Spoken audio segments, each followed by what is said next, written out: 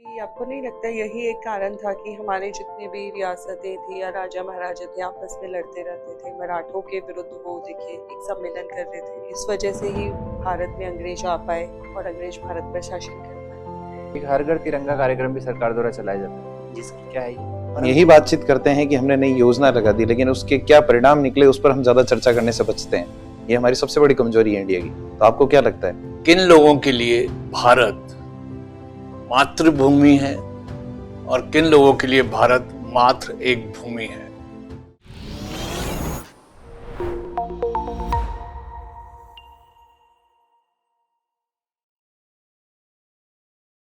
Sir please मैं come in. Please come इन।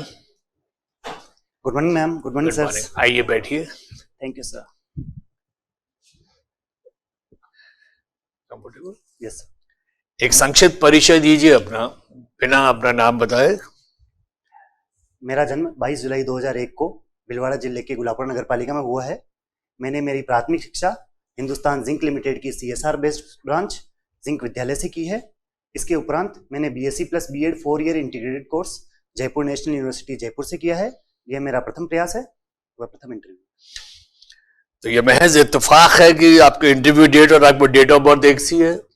मैं इसे इत्तेफाक नहीं मानता हूं सर। मेरा सब कुछ 22 जुलाई से ही लिंक है। 22 जुलाई 2022 को मैंने पढ़ाई की तैयारी शुरू की। 22 जुलाई 2023 को मैंने फॉर्म भरा। 20-21 जुलाई को RS का मेंस हुआ था और 22 जुलाई को मेरा इंटरव्यू है। तो ये कंप्लीट सर्कल मानता हूँ। चलिए 22 जुलाई के बारे में बताएं। आज के दिन कौन कौन और मशहूर हस्ती पैदा हुई थी? सर जन्म का तो मुझे पता नहीं है, परंतु 22 जुलाई को राष्ट्रीय झंडा दिवस जरूर मनाया जाता है। हमारे झंडे का जन्म दिवस के तौर पर ही माने इसे, जिसे हमारे झंडे को नया रूप दिया गया। पहले झंडा क्या था? सर झंडा शुरू से ही बदलता आ रहा था। पहले चरखा हुआ करता था, उसकी जगह अशोक चक्र लाया गया था।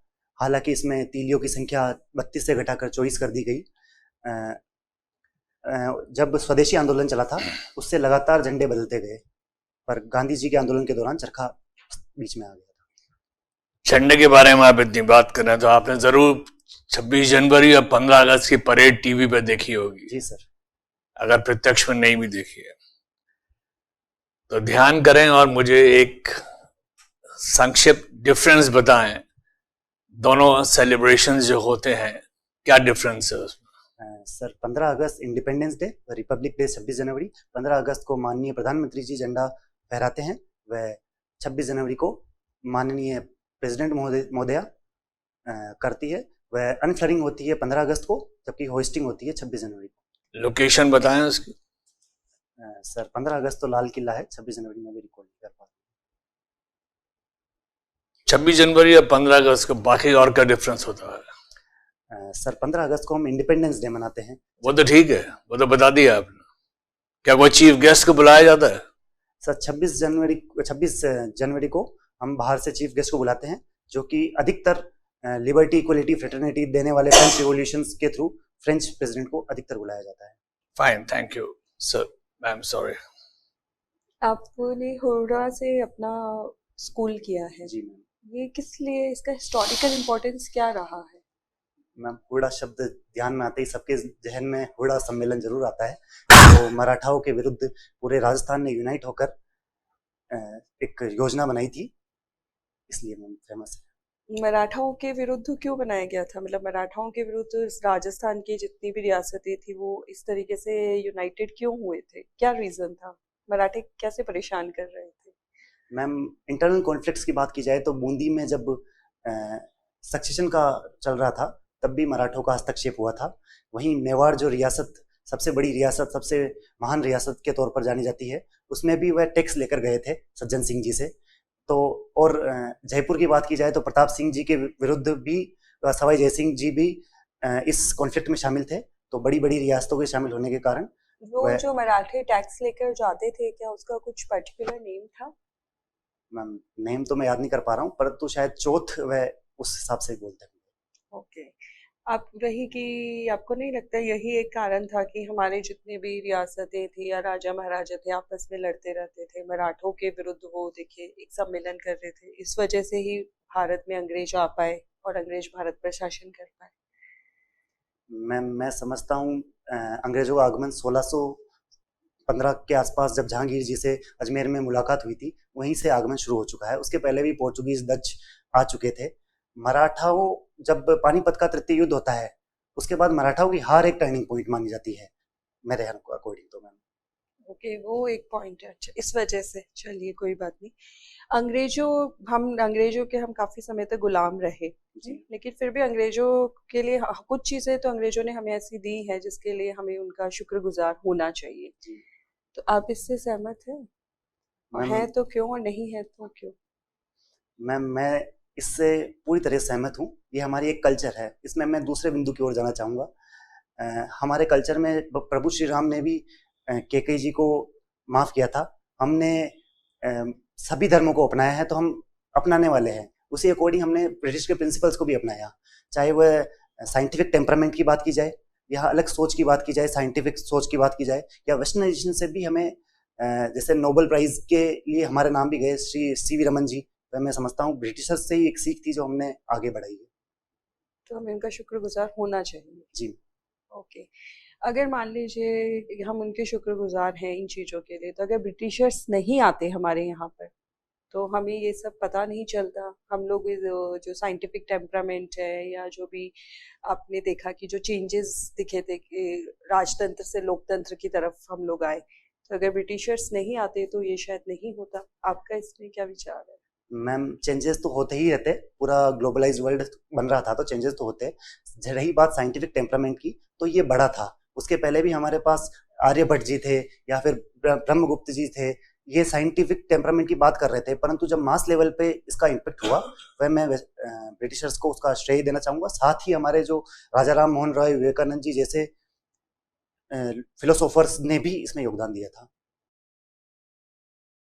आपने स्कूलिंग की, आपने बताया कि जिंक विद्यालय से की है। जी सर। CSR इनिशिएटिव है वो। तो जो जिंक राजस्थान में कहाँ कहाँ मिलता है? जिंक के जो ओवर है कौन कौन से हैं? पहले तो बताइए अयस्क कौन कौन से हैं जिंक से निकाले? जिंकाइट, केलेमाइन व जिंक ऑक्साइड। सर पूरा याद तो नहीं कर पा रहा हूँ, पर जिंकाइट और जिंक केलेमाइन तो है ही। ठीक है। एंड कहाँ कहाँ मिलता है ये? सर रामपुरा अगुचा माइंस, भीलवाड़ा में, और जावर माइंस, चंदेरिया में इसकी रिफाइनिंग होती है, देबारी व सवाई माधोपुर में, चौथका बरवाड़ा में माइनिंग नहीं है परंतु भंडारण के क्षेत्र में पाया जाता है। क्या इसका स्मेल्टिंग जब करते हैं तो कौन कौन सा मेथड्स यूज करते हैं इसके लिए?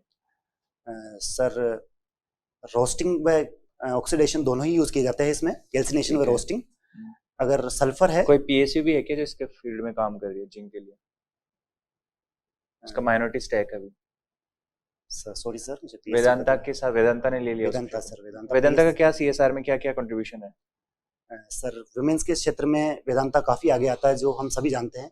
चाहे वह SHG को आगे बढ़ाना, प्रमोट करना हो, या नन्ही कली जैसी योजनाएं लाना हो, या फिर स्कूल गोइंग स्टूडेंट्स की वेकेशंस के दौरान विभिन्न विभिन्न प्रोग्राम। वह सर स्पोर्ट्स फील्ड में भी इसका योगदान है। जिस प्रकार इसने एक फुटबॉल अकेडमी स्टार्ट कर रखी है, जिसमें छात्र व छात्राएं दोनों पार्टिसिपेट करती है, जो हमारे इंडिया के लिए भी बेहतर होगा। एक ग्राउंड के लिए भी उन्होंने डोनेशन दिया था, क्रिकेट ग्राउंड के लिए। सर मैं जितना याद कर पा रहा हूँ, अनिल अग्रवाल स्टेडियम जो जयपुर के ही पास में बनने वाला है, उसके लिए। ठीक है। क्या क्या एनवायरमेंटल कंसर्न्स हैं जिंक इंडस्ट्री से? क्या क्या पोल्यूटेंट्स निकलते हैं जिंक स्मेल्टिंग के प्रोसेस के दौरान? सॉरी सर, एग्जैक्ट पोल्यूटेंट तो पता नहीं है, परंतु वाटर डिस्चार्ज होता है, उससे काफ़ी ज़्यादा पोल्यूटेंट निकलता होगा। उसके अलावा माइनिंग है तो सॉइल के डिग्रेडेशन की तरफ तो हो ही रहा है ये कदम। फ्लैग कोड कब आया था इंडिया का? जी सर। फ्लैग कोड, झंडे की बात की थी ना आपने? जी सर। तो जो झंडे के लिए कोड आया था कब लागू हुआ था? माफ कीजिएगा सर, इसका फ्लैग के रिलेटेड कोई हमारी ड्यूटी भी है क्या, फंडामेंटल ड्यूटी? यस सर, पहली ड्यूटी हमारे लिए फ्लैग की है, to abide and follow the principles और फ्लैग। और अभी सुप्रीम कोर्ट का एक जजमेंट भी आया था, उसे वापस रिटर्न कर दिया गया कि जो सिनेमा हॉल्स में अगर राष्ट्रगान या फ्लैग दिखाया जाता है तो उस टाइम आपको खड़ा होना है, उसे रिवर्ट कर दिया गया है। एक हर घर तिरंगा कार्यक्रम भी सरकार द्वारा चलाया जाता है। जी सर। क्या है ये? सर आज़ादी के अमृत महोत्सव जो हमारे सरकार द्वारा मनाया जा रहा है, उसी की एक पहल में हर घर तिरंगा कार्यक्रम जो 3 साल तक अभी कॉन्जिक्यूटिवली चला था, वह हफ्ते भर तक झंडा फहराने के लिए था। सर अभी राजस्थान की क्या क्या समस्याएं हैं? सर राजस्थान की सबसे बड़ी समस्या मैं समझ पा रहा हूँ अनएम्प्लॉयमेंट व लिटरेसी है। Okay, water? सर वोटर की अब जैसे जैसे हम अगर 75 सालों में ही बात की जाए, तो INGP आ चुकी है, ERCP आ चुकी है, हथिनी कुंड ताजेवाला हेड से हम शेखावटी क्षेत्र में भी ला रहे हैं। और जिस प्रकार इंडस वैली के लिए इंडस रिवर की बात की जा रही है, उससे भी हमारी तरफ पानी लाने की बात की जा रही है। तो मैं समझ रहा हूँ वाटर की समस्या सस्टेनेबल तौर पर दूर की जा रही है, परंतु लिटरेसी जो कि हमारे नेशनल एवरेज से 8% कम है, वह मैं अधिक देखता हूँ। तो सरकार की ऐसी क्या योजनाएं हैं जिससे कि लिटरेसी रेट हमारी इंक्रीज हो जाए? ऐसा कुछ चल रहा है क्या? जी सर। क्या चल रहा है?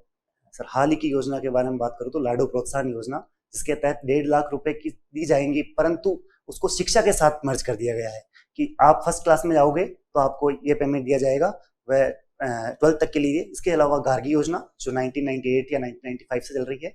इसके अलावा बेटी बचाओ बेटी पढ़ाओ योजना। बेटी बचाओ बेटी पढ़ाओ को 10 साल पूरे हो चुके हैं। जी सर। क्या इंप्रूवमेंट्स हुए हैं उसके थ्रू? देखें कुछ आपने ऐसे? सर मैं ऑन पेपर कुछ नहीं बता सकता क्योंकि अभी सेंसस आगे चली गई है। हम यही बातचीत करते हैं कि हमने नई योजना लगा दी, लेकिन उसके क्या परिणाम निकले उस पर हम ज्यादा चर्चा करने से बचते हैं। ये हमारी सबसे बड़ी कमजोरी है इंडिया की। तो आपको क्या लगता है? सर मैं समझता हूँ इसमें बदलाव हो रहे हैं। जिस प्रकार परफॉर्मेंस बजटिंग या परफॉर्मेंस ऑडिटिंग आ रही है, उसके मूल्यांकन इन फिजिकल पैरामीटर्स पे ही किया जाता है। इवन इन केस हमारे पास पंचवर्षीय योजनाएं हुआ करती थी, 5 ईयर प्लान्स थे, उसके बाद कम से कम ये देख सकते थे क्या ग्रोथ हुई। अब नीति आयोग आ चुका है, 15 साल या 30 साल की हम योजनाएं बना रहे हैं। आपको क्या लगता है उस सरकार को किस बेस पर आप जज करेंगे फिर कि उसने क्या काम किया है? सर मैं समझता हूँ नीति आयोग अग्रणी सोच है, जिसमें 3 ईयर, 7 ईयर, 15 ईयर के 3 अलग अलग प्लान बनाए जा रहे हैं। योजना आयोग की बात की जाए तो उसमें स्टेट्स एक सीकर या फिर यूथ है, इसमें पार्टिसिपेशन बढ़ चुका है। आप अभी बात कर रहे थे महाराष्ट्र और मराठों की। जी सर। पहले मराठे थे परेशान कर रहे थे, या फिर मुगल परेशान कर रहे थे, फिर अंग्रेजों ने आके परेशान कर दिया। राजस्थान अगर एक कंट्री के तौर पर देखें उस टाइम पर, जैसे मेवाड़ अपने आप में एक कंट्री था, जोधपुर अपने आप में एक कंट्री था, मारवाड़ जो कहते हैं, तो उस तरह से तो मराठे हमारे एक तरह से दुश्मनी हुए उस टाइम पर। तो आप आज जब बात करते हैं सिनेरियो के अंदर, तो मराठों को बड़े रेस्पेक्ट के साथ देखा जाता है। जैसे अंग्रेज थे वैसे ही मराठे थे हमारे लिए तो राजस्थान के लिए। इस पर क्या विचार है आपके? सर मेरे लिए सोवरेनिटी, यूनिटी, इंटीग्रिटी देश की सबसे इंपॉर्टेंट है। देश तो बाद में बना है, देश से पहले की बात कर रहा हूं सर। अगर उस परिप्रेक्ष्य में देखा जाए तो बाहरी आक्रमणकारियों को हमारे पास वालों से हम नहीं कर सकते। गांधी जी के जो योगदान था, हमारे लिए पाकिस्तान ज्यादा खतरनाक है या फिर नक्सलवाद? सर पाकिस्तान ज्यादा खतरनाक है। नक्सलवाद पे तो काबू पाया जा रहा है, जिस प्रकार माओइस्ट के विरुद्ध कार्य किया जा रहा है। और हमारे माननीय गृह मंत्री जी ने मार्च 2026 की डेट भी दी है। घर के भीतर दुश्मन बैठा हो ज्यादा खतरनाक है या जो बाहर बैठा हो ज्यादा खतरनाक है? सर खतरनाक तो घर के भीतर ज्यादा है। ओके, तो क्या अभी कुछ नक्सलवाद को रोकने के लिए कुछ ऑपरेशन वगैरह चलाया जा रहा है? जी सर। क्या है उस ऑपरेशन का नाम? सॉरी सर, एग्जैक्ट नाम पता नहीं है, पर प्रक्रिया पता है मुझे। Sir please. हमारे जो पूर्व CDS है जनरल विपिन रावत, जी सर, उन्होंने कहा था भारत को निरंतर 3 फ्रंट्स पर लड़ना पड़ता है। जी सर। पाकिस्तान, चाइना और भीतरी घात। जी सर। आप अभी सर से डिस्कस कर रहे थे नक्सलवादियों के। मैं एक स्टेटमेंट देता हूं, आप मुझे जरा इसको एक्सप्लेन करें। किन लोगों के लिए भारत मातृभूमि है और किन लोगों के लिए भारत मात्र एक भूमि है? सर मैं समझता हूँ भारतवासियों के लिए भारत एक मातृभूमि ही है और बाहरी लोगों के लिए भारत एक सिर्फ भूमि है। और जो भीतरी घात करते हैं उनके लिए मातृभूमि है एक ऑपरेट करने के लिए? नहीं सर, उनके लिए भी मातृभूमि ही है, परंतु वह अपनी मातृभूमि को वह सेपरेटिस्ट नहीं है, वह एक्सट्रीमिस्ट है। जिस प्रकार वह अपने राइट्स के लिए डिमांड कर रहे हैं, और वह भी मैं समझता हूँ अवेकनिंग ना होने के कारण ये हो रहा है। और जो भी सर जिस प्रकार हमारे फॉरवर्ड ऑपरेशन चल रहे हैं, उससे ये माओइस्ट या फिर नक्सलाइट्स कम होते जा रहे हैं सर। अब एक जिले में ही सीमित हो चुके हैं। Fine, thank you. आपका इंटरव्यू पूरा हुआ, आप जा सकते हैं। Thank you.